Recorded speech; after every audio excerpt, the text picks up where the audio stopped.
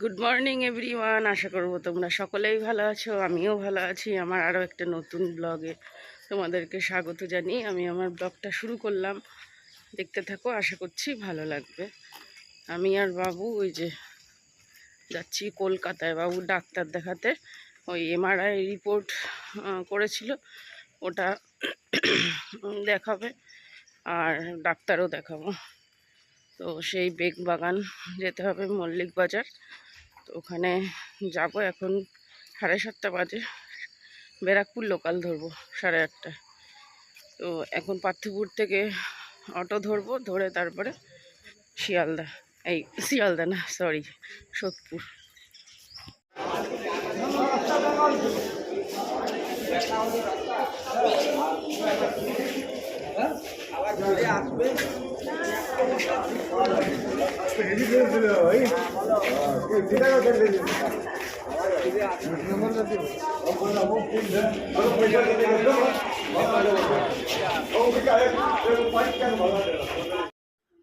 তো ট্রেনে তো সকালবেলা প্রচণ্ড ভিড় থাকে, মেন লাইন বলো আর অড লাইন বলো, সব লাইনেই ভিড় সকালবেলায়, অফিস টাইম এই টাইমটা। তো যাই হোক, ভিড়ভাড়টা ঠেলে এবারে ট্রেন থেকে নেমে যাচ্ছি হচ্ছে বাজারে মধ্যে দিয়ে তোমার বাস ধরতে, 234 নাম্বার বাস, ওটাতে করেই তোমার বেগবাগানে যাব। তো ওখানে গিয়ে ডাক্তার দেখাবো। তো এই যে বাজারের মধ্যে দিয়ে শিয়ালদা মার্কেট, এটা চলে এসেছি এখানে নার্সিংহোমে, নিউরো সায়েন্সে বেগবাগান। তো এই যে এখন লিফটে করে যাচ্ছি উপরে 4তলায়। ওখানে ডাক্তারবাবু এসেছেন কিনা জানি না, গিয়ে খবর পাবো। কি হল?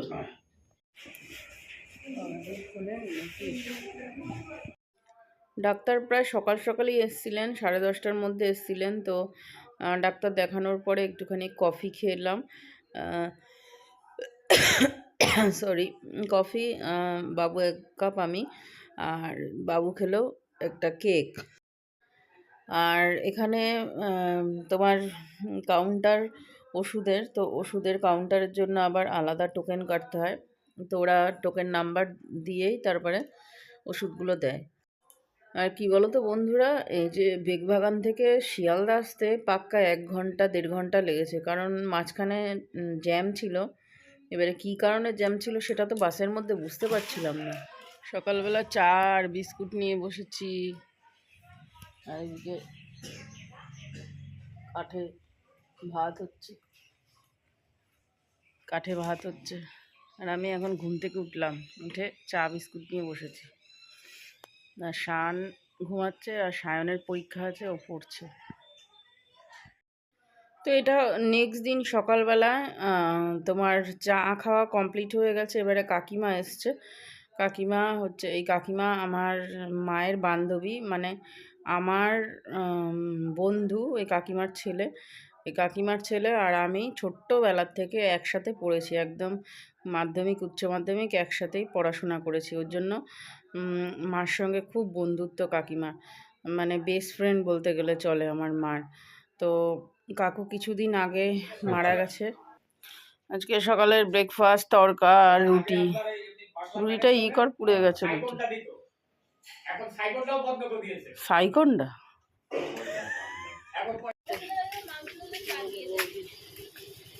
ধর ধর ধর, মাংসের গন্ধ বেরিয়ে গেছে। কাদের বাড়ি মাংস হচ্ছে? আরে বাবা, জুতো কই?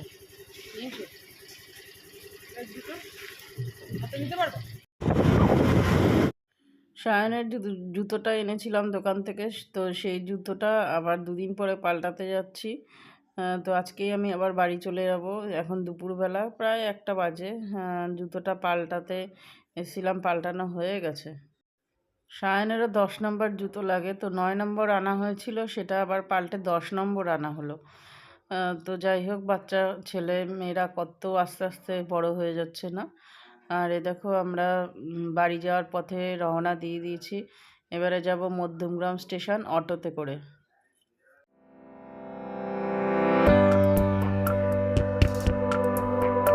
অলরেডি আমরা মধ্যমগ্রামে পৌঁছে গেছি। মধ্যমগ্রাম স্টেশনে প্রচণ্ড পরিমাণে ভিড় ছিল লেডিসের এদিকটা, কারণ এই এখন বনগা লোকাল ঢুকবে। তো বনগা লোকালে যাব না, আমরা ঠাকুরনগর লোকালে যাব। ঠাকুরনগর লোকালে এসে ঠাকুরনগরেই নামলো। এই গাড়িটা কিন্তু চাঁদপাড়ায় পৌঁছায়, চাঁদপাড়া পর্যন্ত স্টপেজ হয় কিছু কিছু সময়, কিন্তু এবারে দেখলাম যে ঠাকুরনগরেই নামিয়ে দিল। এবারে ডাইরেক্ট তোমার বনগায় চলে যাবে, চাঁদপাড়ায় দাঁড়াবে না, ওই জন্য ঠাকুরনগর আমরা নেমে পড়লাম। এটা ঠাকুরনগর লোকালই ছিল, ঠাকুরনগরে দাঁড়ালো না, এটা তোমার ডাইরেক্ট বনগায় চলে গেল। অন্যবার ঠাকুরনগরে দাঁড়িয়ে প্লাস চাঁদপাড়ায় দাঁড়ায়, তো মনে হয় চাঁদপাড়ায় মালগাড়ি রয়েছে, ওর জন্য তোমার ডাইরেক্ট বনগায় চলে গেল। আমরা ঠাকুরনগরে দাঁড়িয়ে বসে রয়েছি, 20-25 মিনিট পরে আবার বনগা লোকাল আছে, ওটাতেই যাবো চাঁদপাড়ায়।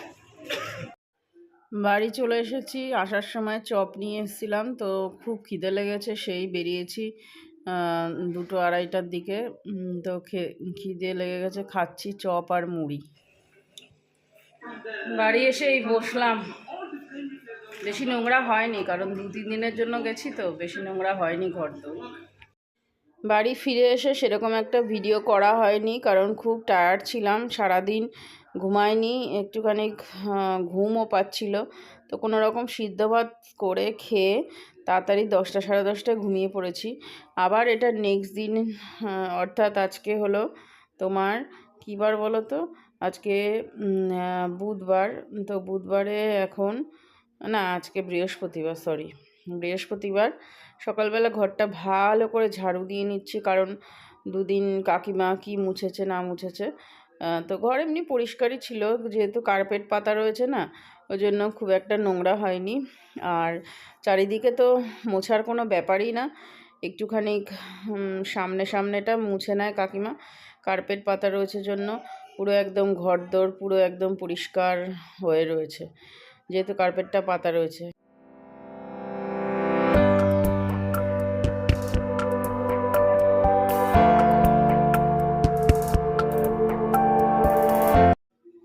এই শীতকালে এই কদিন বেশ কাকিমার পক্ষে ভালো হয়েছে, অল্প একটু জায়গায় ঘরটা মুছে বেশ চলে যাচ্ছে, টাইমও বেঁচে যাচ্ছে ওনার, খাটনিও কম হয়ে যাচ্ছে।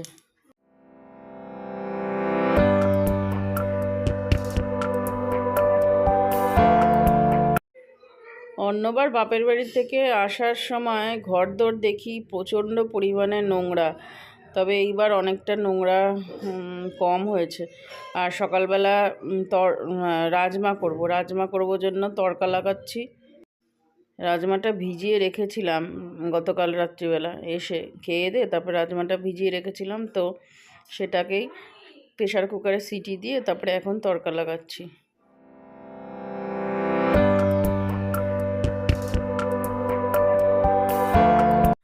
দু 3 দিন বাপের বাড়ি ছিলাম, বেশ আনন্দের দিনগুলো কেটে গেল, রান্না বান্না করতে হয়নি, মজায় দিনগুলো কেটে গেল। কিন্তু বাড়ি এসে আবার সেই রান্না, তো রান্না না করলে কেই বা খেতে দেবে বলো। তবে রান্না করতে যে খুব একটা খারাপ লাগে তা না, তবে দেখবে সবসময় না নিজের রান্না নিজে খেতে ভালোও লাগে না। তো সকালবেলা এই যে বসে গেছি তোমার রাজমাটা নিয়ে, আর একটা রুটি নিয়েছি। জানো বন্ধুরা, কীভাবে আমার পেটটা বেড়ে যাচ্ছে। এখন তো তোমার হাঁটা চলা একদমই বন্ধ হয়ে গেছে, তো আরও যেন পেটটা বেড়ে গেছে, মনে হচ্ছে পেট আগে চলছে আমি পিছনে চলছি, এরকম একটা ব্যাপার হয়ে যাচ্ছে, কি বিচ্ছিরি অবস্থা।